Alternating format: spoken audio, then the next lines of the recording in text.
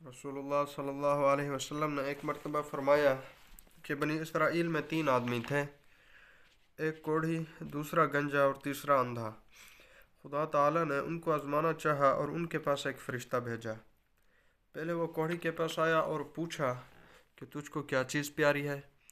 اس نے کہا، مجھے اچھی رنگت اور خوبصورت کھال مل جاوے اور یہ بلا جاتی رہے جس سے لوگ مجھ کو اپنے پاس بیٹھنے نہیں دیتے اور گھن کرتے ہیں۔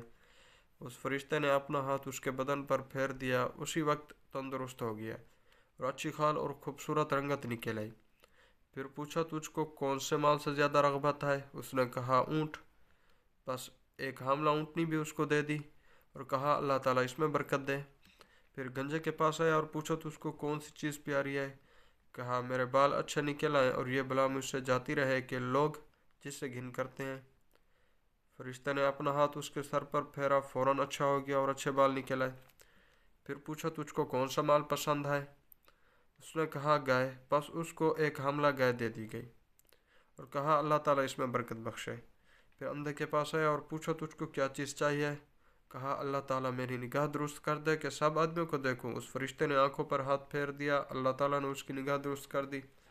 پھر پوچھا، تجھ کو کیا مال پیارا ہے؟ کہا، بکری۔ بس اس کو ایک حاملہ بکری دے دی۔ تینوں کے جانوروں نے بچے دیے۔ تھوڑے دنوں میں اس کے اونٹوں سے جنگل بھر گیا، اس کی گایوں سے اور اس کی بکریوں سے۔ پھر وہ فرشتہ خدا کے حکم سے اسی پہلی صورت میں کوڑھی کے پاس آیا اور کہا کہ میں ایک مسکین آدمی ہوں، میرے سفر کا سب سامان ختم ہو گیا، آج میرے پہنچنے کا کوئی وسیلہ نہیں سوائے خدا کے اور پھر تیرے۔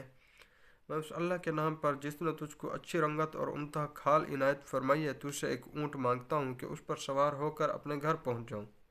وہ بولا، یہاں سے دور ہو، مجھے اور بھی بہت سے حقوق ادا کرنے ہیں، تیرے دینے کی اس میں گنجائش نہیں۔ فرشتے نے کہا، شاید تجھ کو تو میں پہچانتا ہوں، کیا تو کوڑھی نہیں تھا کہ لوگ تجھ سے گھن کرتے تھے؟ اور کیا تو مفلس نہ تھا پھر تجھ کو خدا نے اس قدر مال عنایت فرمایا؟ اس نے کہا، واہ کیا خوب، یہ مال تو میری کئی پشتوں سے باپ دادا کے وقت سے چلا آتا ہے۔ فرشتے نے کہا، اگر تو جھوٹا ہو تو خدا تجھ کو ویسا ہی کر دے جیسے پہلا تھا۔ پھر گنجے کے پاس اسی پہلی صورت میں آیا اور اسی طرح اس سے بھی سوال کیا اور اس نے بھی ویسا ہی جواب دیا۔ فرشتے نے کہا، اگر تو جھوٹا ہو تو خدا تجھ کو ویسا ہی کر دے جیسے پہلے تھا۔ پھر اندھے کے پاس اسی پہلی صورت میں آیا اور کہا، میں مسافر ہوں، بے سامان ہو گیا ہوں، آج بجز خدا کے اور پھر تیرے کوئی میرا وسیلہ نہیں۔ میں اس کے نام پر جس نے دوبارہ تجھ کو نگاہ بخشی تجھ سے ایک بکری مانگتا ہوں کہ اس نے اپنی کاروائی کر کے سفر پورا کروں۔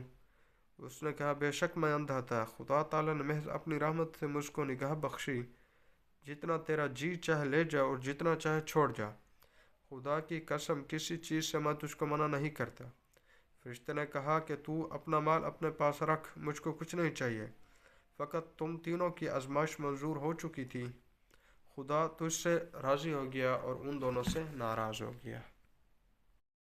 اب اس سے سبق کیا ملتا ہے کہ ان دونوں کی ناشکری کا کیا نتیجہ ملا کہ تمام نعمت چھن گئی اور جیسے تھے ویسے ہی رہ گئے اور خدا بھی ان سے ناراض ہو گیا، دنیا اور آخرت دونوں میں نامراد رہے۔ اور اس شخص کو شکر کی وجہ سے کیا عوض ملا کہ نعمت بحال رہی اور خدا اس سے خوش ہوا اور وہ دنیا اور آخرت دونوں میں شاد و آباد اور مراد رہا۔